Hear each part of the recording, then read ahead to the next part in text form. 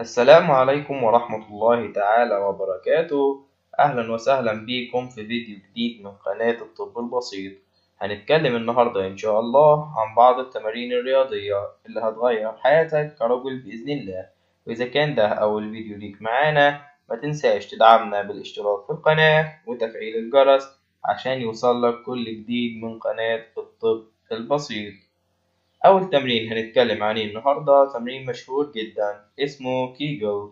التمرين ده بيشتغل على عضلات الحوض، وبالتالي بيزود كمية الدم المتدفقة للمنطقة دي وللأعضاء التناسلية الموجودة فيها، وده بيفرق طبعا في إطالة زمن علاقتك مع زوجتك. في التمرين ده بتنام على الأرض وتتني رجلك وإيدك جنبك زي ما هو موضح في الفيديو كده، وبعد كده تبدأ برفع منطقة الحوض والمؤخرة وتثبت شوية وتنزل تاني وتكرر التمرين 15 مرة لمدة 3 مجاميع. ولما تبدأ تحس إن التمرين بقى سهل ابقى زود العدد. تاني تمرين هنتكلم عليه النهاردة هو تمرين السكوات.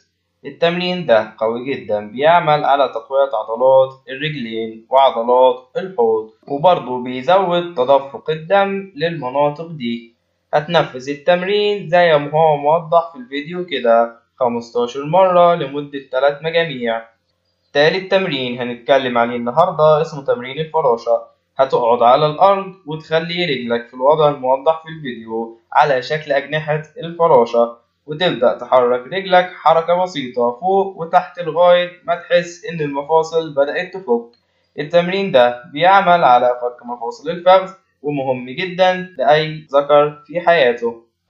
رابع تمرين هنتكلم عليه النهاردة سهل جدا، بيشتغل على عضلات الرجل الخلفية. هتقف عادي جدا، بعد كده هتميل كأنك بتجيب حاجة وقعت منك.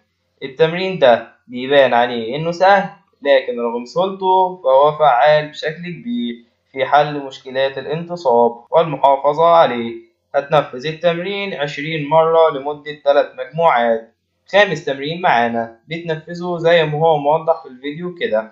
بتنام على الأرض وبعد كده تتني رجلك من ورا وتمسكها بإيدك وتبدأ ترفع زي ما هو موضح في الفيديو كده. هتنفذ التمرين ده 15 مرة لمدة 3 مجموعات.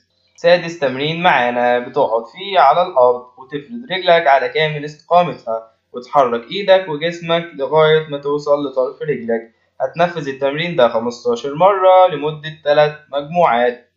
سابع تمرين هنتكلم عليه من تمارين اليوجا وفعال جدا.